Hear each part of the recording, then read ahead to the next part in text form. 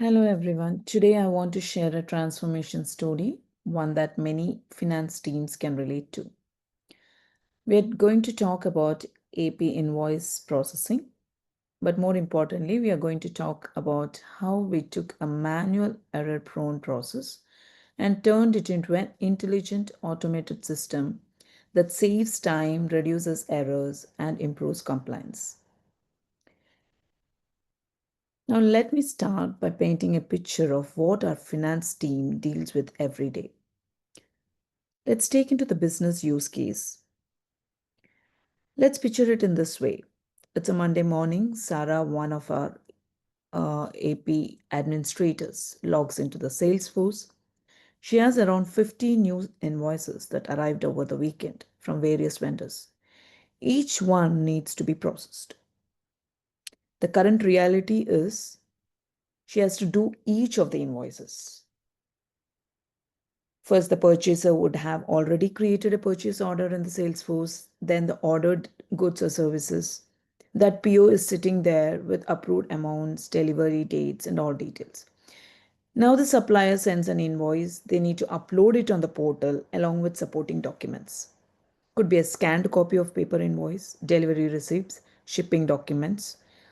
These come in all type of formats. Some are clean PDFs, some are photo taken, and some are faxed copies. This is where Sarah's day gets complicated. She has to manually validate these invoices. Does this invoice match with the system? Is the PO number correct? Does the vessel name match? Is the VAT calculated properly? Do the bank details match? And all the seal verifications? Lot of things.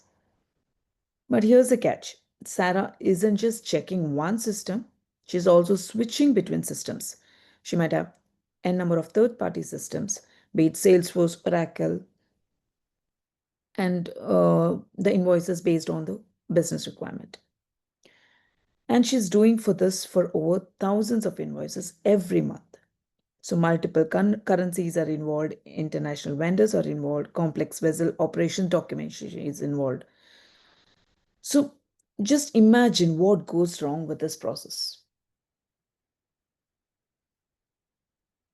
So we are saying that thousands of invoices. So we have a lot of challenges with this manual processing. Let's take into the challenges of processing inefficiency. You see, whenever a manual data entry is being done using a scanned document, which is time consuming and average, you can take around 15 to 20 minutes per invoice, and there's a high processing cost. And we have a system limitations also where legacy system constraints are there, no real-time integrations with the systems, and manual reconciliations required. We also have compliance risk like audit trial gaps within the manual processes and delayed detections. So average invoice processing time is taking around 72 hours, which is a bit challenging. Now, to overcome these challenges, we have come up with a solution that is intelligent automation platform. We are using three systems. One is RPA, IDP, and MuleSoft, and definitely third-party systems for which the integration is being done using MuleSoft. RPA, which is used as an orchestrator for end-to-end process automation, and IDP is the one which extracts data from the and gets all the extracted details from the invoices and the documents which has been uploaded. MuleSoft is for the integration and all the validation logics would be written within that. Now let's see the automated process flow. We have an invoice retrieval, that is when an RPA bot queries, it gets all the invoices, and this get invoices details, we fetch it using an API that is within MuleSoft. And then the results are being sent into RPA. And then we have the system results based on which IDP extracts data and processes this delivery order. So the document which is downloaded, it would be a PDF, is sent to an IDP, and that we try to extract all the details from the document and then verify the document details with the responses from the MuleSoft API. And data enrichment happens within MuleSoft. And let's also talk about MuleSoft validation in the next slide. And there are few validations which we are taking care of when we are handling this process. And then approval and rejections of the invoices based on the validation is done. And the reporting, we send all these execution errors with the success and failure to the respective team. When we're talking about invoice validation process, let's talk about different invoice validations. We have invoice type determination, where we check about all the values like invoice name, date, vessel name, vendor details. So all the basic checks, validation has been done. And the first check is on invoice type. When we're talking about invoice type, we're saying what type of invoice are we dealing with? The bot looks at the PO type in the Salesforce. If it says goods like spare parts, supplies, equipment, we know there's a physical delivery involved. So that is where it is called as three-way matching. And if you say services like consulting or software licenses, maintenance contract or something where there is no physical delivery, that's when it is called as a two-way invoice. So that's how we differentiate between the type of invoice. And then we do the regular validation. That is, as I informed, about all the matchings between the invoice type, invoice number, and vessel name, vendor names, and all the basic details of the invoice. Then we have an interesting thing, that is due date calculation. Here's the complexity. MuleSoft doesn't just check if the due date matches, it calculates what the due date should do. Like it looks up on the vendor supplier code, that is in your third party mapping sheet. The mapping sheet says a vendor ABC has 30 days payment terms, or vendor XYZ has 90 days of payment terms. MuleSoft takes the invoice date, adds the payment term, and calculates the expected due date. Then it compares that, and that's what has been printed on the invoice. So if you think, why does this matter? Yes, because vendors sometimes try to shorten payment terms without authorization. They print a due date that is earlier than our agreed terms. So this validation catches it automatically. And we also have a PO number matching, whether the PO number on the invoice, which exists in the Salesforce or any of the systems, is being matched with the downloaded document. Then the finance account code verification. And we also have seal validations.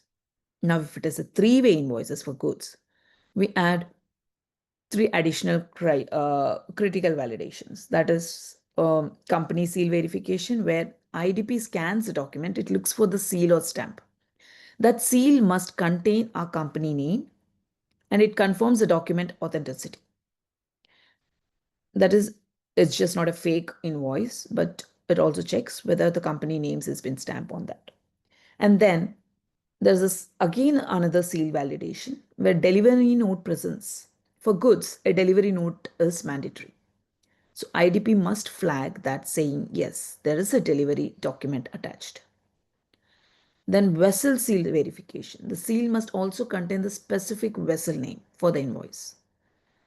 So these type of validations have been handled in seal validation. So all these validations are being handled in our use case. Now, after when you try to see how it is benefiting a business point of view.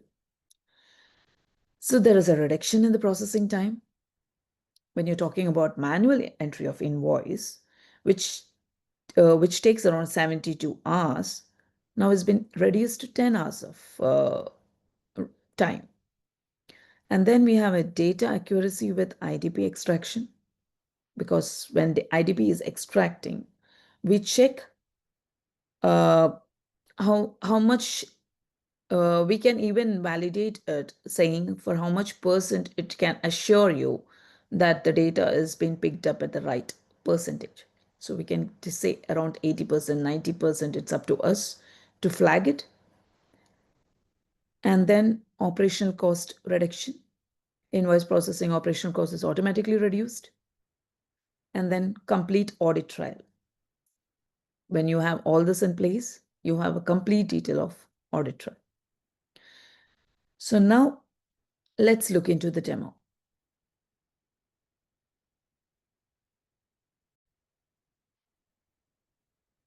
Yeah. So let's look into the demo.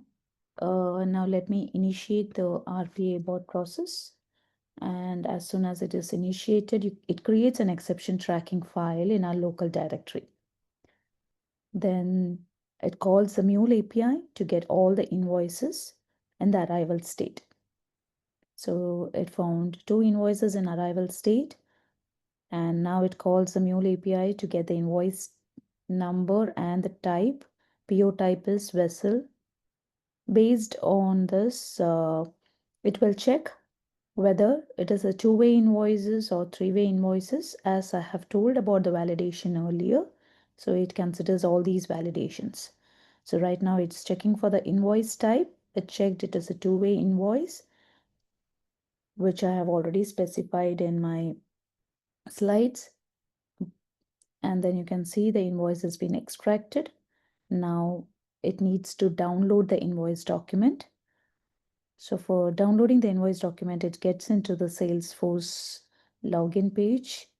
Then with the URL, which we have got it from the API, we download it. If you could see the download process. And then this invoice has been submitted to the IDP for extracting all the fields necessary for the validations and for the comparison, like invoice number, invoice date, vendor details. So you can see the IDP results here with all the details.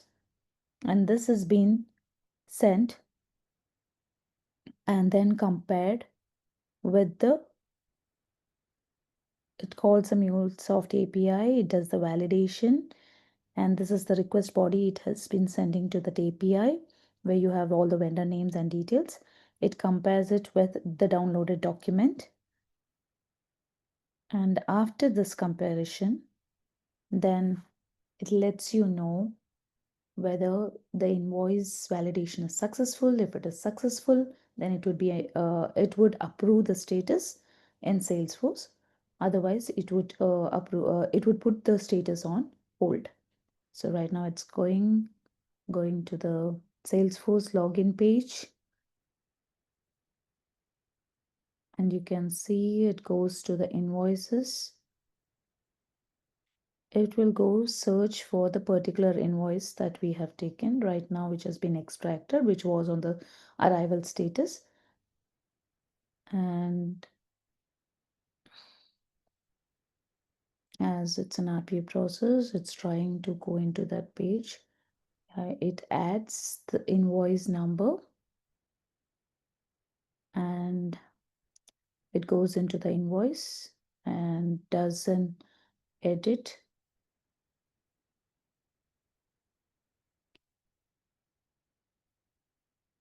And if you see, the status is on arrival. Now it will change the status to hold or approved based on the validation. So right now, if we see that the status is on hold, that means the validation is failed, and that details has been written into our exception report. The reason will be added here. And all these things are also updated in our exception file, which was downloaded initially. And then you can see the next increment loop, which goes into the next invoice. It does the same process. So you see the invoice type here is three-way. So once it identified it is three-way, it took the invoice number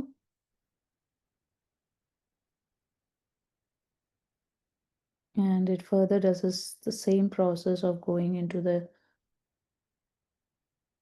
link, and then you can see it's got downloaded, the invoices got downloaded. And once this invoice is downloaded, it's sent to the IDP, and where it extracts all the details.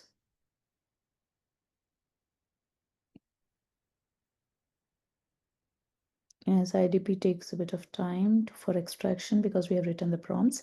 Yeah, we got the IDP results. And then once we got this result, these results has been sent into MuleSoft API for validation.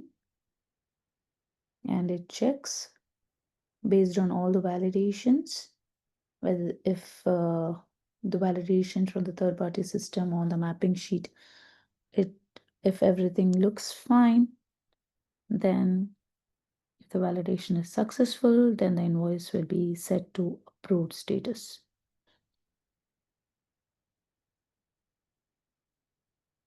So you can see the validation status to be success here.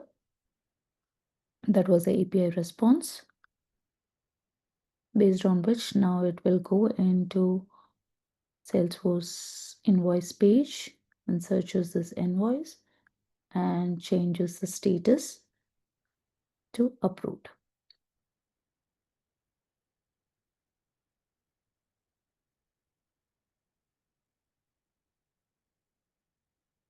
We see the login happening here.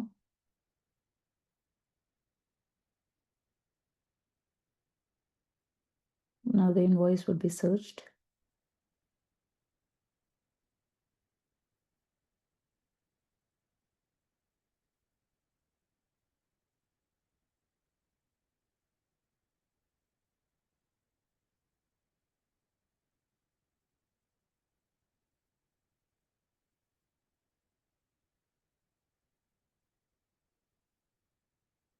It searched for the invoice. It will edit the invoice.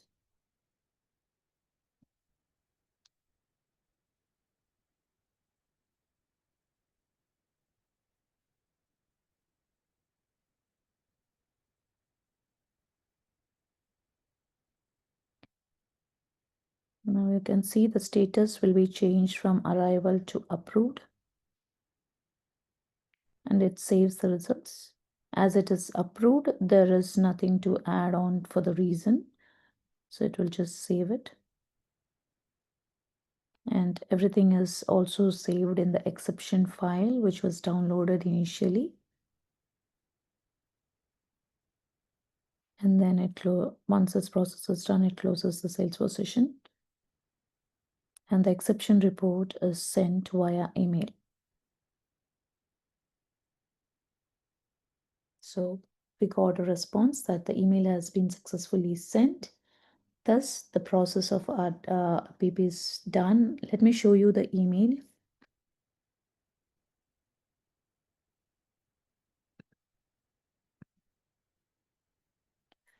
You can see APA RPA execution report for today.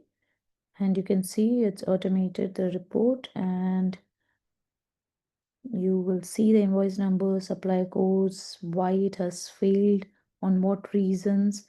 Everything will be updated and sent to the respective team. Thus, you can see how the process has been done without any manual effort. Thank you.